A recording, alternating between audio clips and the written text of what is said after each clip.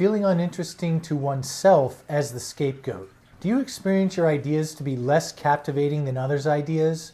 When you're alone, can you feel flat or lifeless? Do you find other people to be more exciting people than yourself? Well, if you had a narcissistic parent and you answered yes to any of these questions, then you may feel like uninteresting as a person. Scapegoat children to a narcissistic parent can, I think, easily come to this conclusion. In today's video, I explain how being devalued and deprived can lead to feeling shame. Next, I describe how believing you are uninteresting actually protects you from this shame. Last, I discuss how therapy can help you safely rekindle the hope that others find you interesting in your life today. Well, my name is Jay Reed, and I'm a licensed psychotherapist in California, and I specialize in helping people recover from narcissistic abuse. Narcissistic abuse can leave us feeling lost and estranged from our sense of who we are. In individual therapy and through my online course on recovery from narcissistic abuse, I try to offer a map that allows survivors to come back to the quality of life that they've known they deserve all along. Of course, each survivor has to travel this path for themselves, but I think a map can be tremendously helpful to do this with. And there are 3 features on this map that I call the 3 pillars to recovery. Pillar number 1 is making sense of what happened so that you know it wasn't your fault. Pillar number 2 is gaining distance from your narcissistic abuser. And pillar number 3 is living in defiance of the narcissist's rules. And lastly, I don't think anyone can do this in a vacuum. I think it's essential to find and participate in communities of people who can get, validate, and support you while you're on this path. And in my online course on recovery from narcissistic abuse, I offer a series of videos which correspond to the 3 pillars, and via a private Facebook group, offer a community which allows folks to connect with other survivors and kind of gain that sense of community. You can check it out by clicking here or find the link in the description box below. Today's video falls under pillar number 2, making sense of what happened, and all the videos on this channel are organized into playlists corresponding to one of the 3 pillars. And lastly, if you were a scapegoat survivor of a narcissistic parent or partner, then I encourage you to check out my free ebook on the topic. It's called Surviving Narcissistic Abuse as a Scapegoat, and it goes into other important aspects of what it's like to be in the shoes of the scapegoat child or partner of the narcissistic abuser. Well, from self-limiting beliefs about yourself that you had to adopt in order to survive, to why the narcissistic personality is so geared to put those closest to them down. I think this ebook can help you realize how none of this type of abuse was your fault, but was rather the product of the narcissist's psychological and emotional problems. And you can find the link to the book in the description box below or by clicking here. Well, the equation is that deprivation plus devaluation leads to the conclusion, I'm uninteresting. And I'll first talk about deprivation. The narcissistic parent's inflated yet fragile self-esteem is all-consuming for them. They have very little left over to offer to the child. A narcissistic parent believes their emotional needs are the most important and also simultaneously have little empathy for others' needs. They often feel entitled to ignore their child, and certainly the child's emotional needs. Well, let's take an example, another fictionalized example, a client named Derek. Derek's mother had her own agenda, and everyone else had to follow it. When he was 8 years old, she forced him and his younger sister to visit antique stores with her on the weekends. She had fashioned herself as an antique collector. She reacted with outrage when Derek pled to stay and play with his friends. But once he was in the car, she ignored his presence. She would speak to his golden child sister, play music that he despised, and otherwise pay him no attention. If he asked for a snack or a bathroom break, she would roll her eyes and tell him, can you just wait 1 second?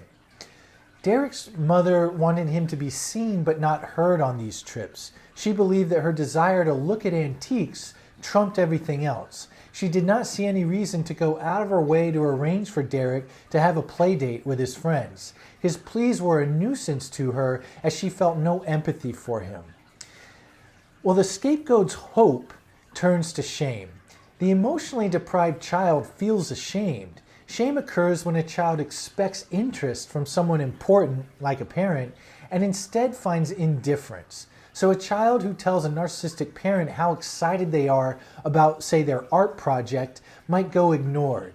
And then the child's hope of finding an interested response from the parent is dashed. Instead, the child feels that hot, burning sensation of shame that makes them want to crawl out of their skin and be invisible. Well, over time, the scapegoat child associates their hope for a parent's interested response with that feeling of shame. And then the child can spare themselves shame if they find a way not to entertain such hope. I'll say more about this shortly. Now I'd like to turn to devaluation. A narcissistic parent is vulnerable to feeling worthless when they fail to feel superior. This means they often feel worthless because superiority is such a high bar. If their child does not show utter obedience, the parent can feel completely inadequate. If the child fails to show constant admiration, the parent can feel shame. If the child does not always welcome the parent's intrusions, the parent can feel rejected. The problem for the child is that the parent refuses to acknowledge any of these feelings they have in such situations. Instead, the narcissistic parent denies them, projects them onto the child, and then coerces that child to believe that the child deserves to feel this way. This is the process whereby the narcissistic parent devalues the scapegoat child. So the scapegoat child's shame at being devalued. Well, the child will feel shame as a result of the parent's devaluation. In this case, where the child might hope to be met with kindness, they instead find contempt. This mismatch of the child's hope versus the parent's hostility makes the child want to reject themselves. The problem in such moments is the child's existence, not something they did or did not do. Many scapegoat survivors report only getting attention when they made a supposed mistake. So against a backdrop of feeling deprived of their emotional needs, the child has to often contend with these devaluing attacks. It's like trying to put out a raging inferno with a glass of water. The result can be that the scapegoat child expects others to react with hostility towards them just for existing. Shame coats their identity. Well, now I'd like to talk about beliefs that prevent shame. The scapegoat child needs a strategy to prevent such shameful experiences from happening all the time. It is too hard to maintain a sense of normalcy with such emotionally debilitating attacks happening all the time. They need to cope in a way that lets them live their lives at least to some extent. The child's target for shame prevention has to be something within themselves. They cannot appeal to the narcissistic parent to treat them better or stop devaluing them. The parent will claim the child is being too sensitive or deserves the attacks for one reason or another. This leaves the child's hope of being paid attention to and being heard with kindness as their only thing they can control and change to prevent such shame. So the first belief is, I don't deserve others' attention. A scapegoat child may bridle their hope for attention by believing they do not deserve it. And this belief will spare the child the shame felt when the parent is indifferent towards them. The child no longer seeks the parent's attention because they do not feel entitled to it. And such a belief is highly effective at avoiding the danger posed by the parent's indifference. But as with all beliefs adopted to avoid such dangers with a narcissistic parent, it also has a cost of hindering the child's development of a sense of self-worth. The second belief is, I am offensive. A scapegoat child can limit their hope of finding kindness from the parent by believing that they, the child, are offensive. If the child is offensive just for being who they are, then they will not expect kindness from the parent. The child knows they deserve to be devalued at any time, and the parent is then doing the child a favor if they do not attack. If the parent does attack, it is only because the child is offensive, goes the logic. Well, how these beliefs lead to feeling uninteresting. The child's beliefs that they do not deserve attention and are offensive lead to feeling uninteresting. They conclude that they have no qualities that are worth others' benign attention. If they do entertain a thought or feeling to share, they will often rebuke themselves before doing so. So another fictionalized example we'll call Joseph was the scapegoat to his narcissistic mother. She expected him to make her emotional needs his priority at all times. He could not recall a time where he expected her to listen to him. Inevitably, she would find his attention towards her to be imperfect, which likely led to her feeling the worthlessness she worked so hard to avoid. And in these moments, she would instead yell at Joseph for being selfish or inconsiderate. Joseph had to conclude that he did not deserve her attention and that he was offensive as a person. Doing so prevented him from seeking her attention, and it also made her bouts of yelling at him to feel less disruptive. He knew it was bound to happen since he was so offensive. So when it did happen, it was less disruptive to him. It was just what he had to deal with as being this, supposed offensive person. Well, this made other settings quite difficult for him. When Joseph was amongst his peers, he did not often speak up. He assumed that whatever he might say would fall on uninterested ears. Then when he had something to say, he would catch himself, replay it in his head, and decide he was stupid for even thinking to say what he said. Sometimes he would catch lightning in a bottle and express himself more. And in these moments, the reactions of his peers or friends tended to be quite positive. Well, this confounded him. I think Joseph's case illustrates how these two beliefs work to make him feel and act like an uninteresting person. So if there was nothing of interest in him, then he had nothing to share. And if he had nothing to share, then he was protected from reactions of indifference or rebuke that felt so humiliating. The cost was a tormented inner life of feeling unvalued and rejected. Well, how therapy helps.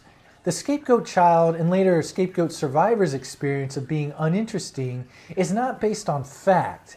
I think it's a result of having to cope with a narcissistic parent's hurtful efforts to manage their exaggerated self-esteem needs. The parent managed themselves by ignoring the child's needs and punishing that child if the parent felt anything but superior. Well, to heal from this type of chronic mistreatment, it is important to find a relationship where what you went through can be understood. Therapy allows you to understand how feeling uninteresting was in fact adaptive back then. It can also help you identify how this feeling operates in your life today.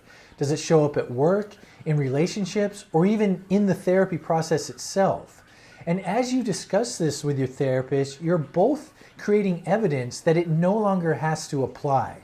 First, your therapist will tend to be emotionally available, supportive, and interested in you. So the danger of feeling shame at being met with indifference or rebuke will not actually occur in this setting.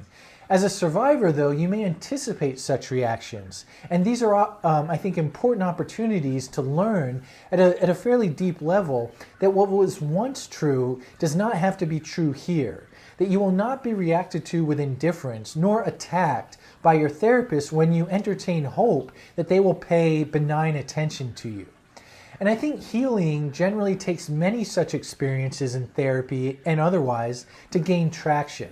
That the scapegoat survivor needs to reapproach their hope of finding a kind reception to their expressions. The conditions of therapy may indicate, hopefully, that it might begin to feel safe to do this.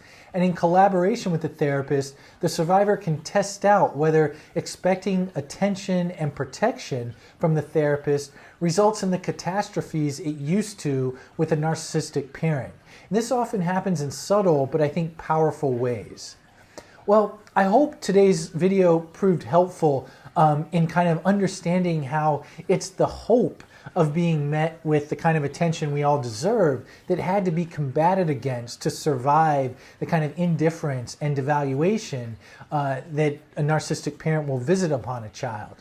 And again, I want to thank everyone for your continued engagement and support with this channel, and stress that every week to see the comments in support of the videos with questions, with ideas, with your own experience are just incredible to read, and I can't thank you enough for your continued support, and also the great support of one another in the comments. So with that, I'll look forward to posting again next Friday.